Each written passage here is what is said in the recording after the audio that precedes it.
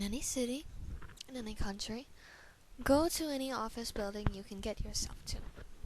Find the nearest computer, open the search bar, and type in the holder of full life consequences. The computer will suddenly restart. Now you must begin typing. It doesn't matter what you type, just do something. This computer screensaver is that of something no mortal tongue can describe, and should it show up at any time, your body will die instantly, but your soul will be left in the madness as it descends into places worse than hell.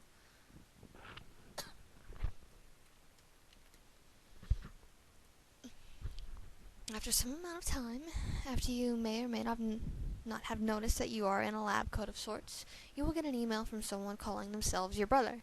Even if you do not have a brother, you will become excited by the contact with your mysterious sibling. The email will begin normally enough, but after reading further down, the typing becomes sloppier and sloppier until it suddenly says something about aliens and monsters. Your brother will ask you for help. You will find yourself getting up as if being tugged by an unseen force. Don't forget to turn off the computer, or the thing in its screensaver will find you, and it will do unspeakable things to you. Your feet will walk with a mind of their own until you find yourself on the elevator. Once you are securely on, and a minute has passed after the doors slowly creak to a close, you will suddenly be slammed to the floor as the platform shoots up at an ungodly speed to the top of the building. Pray you'll be able to competently walk away from this. If you are, you will suddenly find yourself in the clothes you came to the building in. Leave the elevator, and in front of you will see a motorcycle, skillfully crafted from human bone and skin, oozing all manner of bodily fluids. It will descend on you in moments, unless you ask it one question and one question only. What time is it?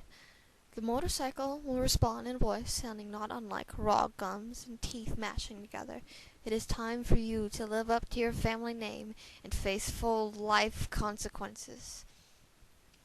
Quickly mount the vehicle, as it is a rather impatient thing, and hold on as it gramps off the building, lands, and continues driving at a speed you probably won't be able to comprehend.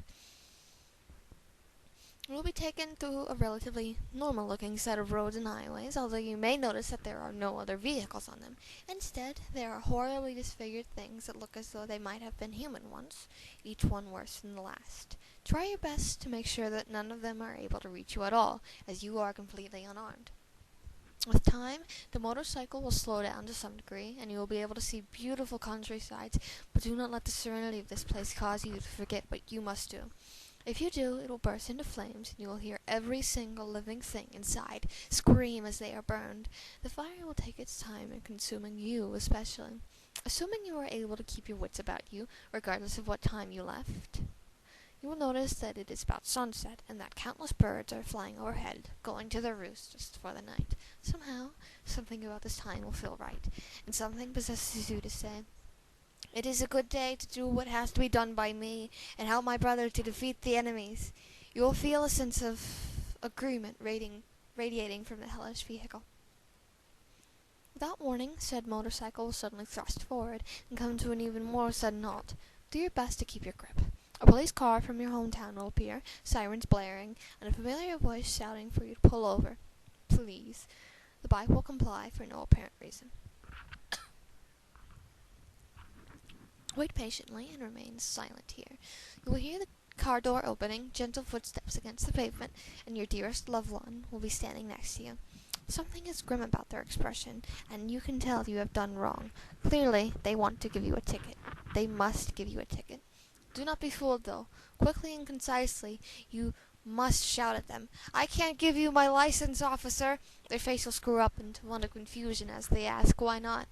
"Because you are a headcrab zombie," you must reply. You will feel a weapon of terrible power in your hand. Quickly, aim at your loved one, and before you have time to think, pull the trigger. The gun will disintegrate as soon as they fall to the ground. The motorcycle will begin moving again of its own volition. If you listen carefully, you may hear a garbled noise somewhere behind you, and flesh scraping over inhuman substance. Whatever you do, do not look back, as what you see will be sure to drive you to insanity. You have more important matters to attend to anyway. Your brother is in trouble there. The bike will jerk forward again, although by now you should have a good enough sense of balance to not be thrown off. It will feel desperate, as though it knows that your brother needs you where he is. You may be able to comprehend a few road signs along the way, one of which will say Ravenholm. There are directions pointing you out to this town, and you can tell it's where you should be going, but written under it is the language. You may or may not be able to understand it, but you will feel a strong urge to turn around. Now is your first and last chance to do so. You've come so far, though. Stop to consider this, and if you listen, you will hear a young man screaming for you. Should you decide to push on, the motorcycle will go faster than ever. It will do a flip, and suddenly you will find yourself to be in what seems to be Ravenholm. The bike will crash into the ground, taking out several unspeakable things that found themselves ambling about in front of a house. Look around, and you will find a weapon, not entirely dissimilar to the one from earlier. Grab it and enter the house. If you are lucky, it will be empty. If, however, you feel another presence, like you are being watched, stand completely still and shout, "Zombie ghosts, leave this place!" Wait 1 minute. If the silence is all that answers you, you will feel anger. Your death will not come soon enough. Pray to your gods that you hear a little voice reply, "But this is our house." Should you hear such a thing, you will feel inexplicable pity. Do not linger on it, for it will consume you. The only way to escape this is to pull the trigger of the gun.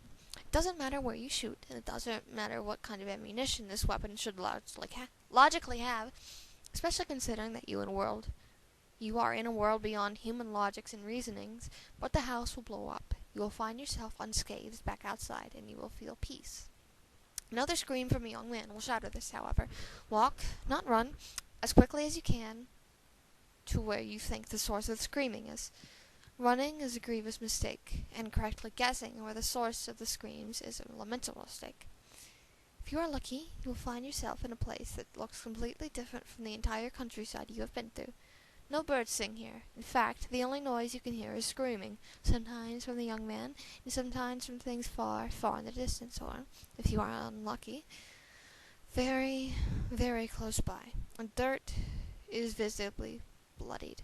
Horrible little demons litter the ground as much as what seems to be still kicking human legs, and nothing more do. Eventually, you will get to the place where the young man is screaming for you. You will find the man, and at once you know he is your brother. He is in a grueling physical fight against a large dog-like beast, whose skin is missing in patches to reveal the fine sinew beneath, and signs of infection and decay mar its muscular body. The fighting will pause for a moment, as your brother looks to you. He will shout your name again, and call for you to come to his aid. Get closer, but do not get too close, as the hound has poor vision, but he will still see you if you approach too much. I don't know.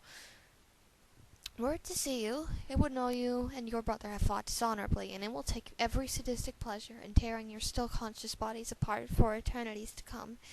While taking care to stay out of sight, aim at what seems to be the beast's eyes, and shoot. Pray that it hits its mark precisely. "It's time to end this once and for all," your brother will suddenly shout, and with inhuman strength he will punch the dog. As his fist rips through its flesh, it yelps in pain. Its body simply melts away around its new-found wound, leaving you and your sibling alone. This battle has been won. Approach your brother now. Smile sincerely. Greet him in any way you please.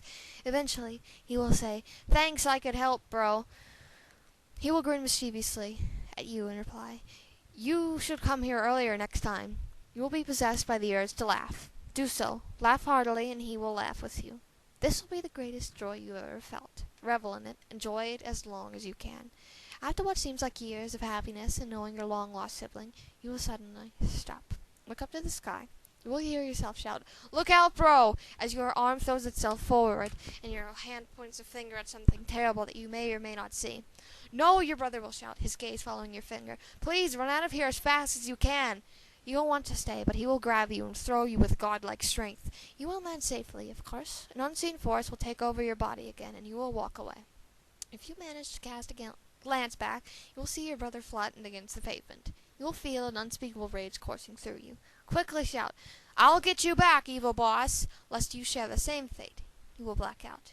You will wake up on the ground next to the last bed you slept in. Your brother's corpse lies in the bed. Your brother's corpse is object 1/2 of 538. You have faced the consequences, but there may be more to come.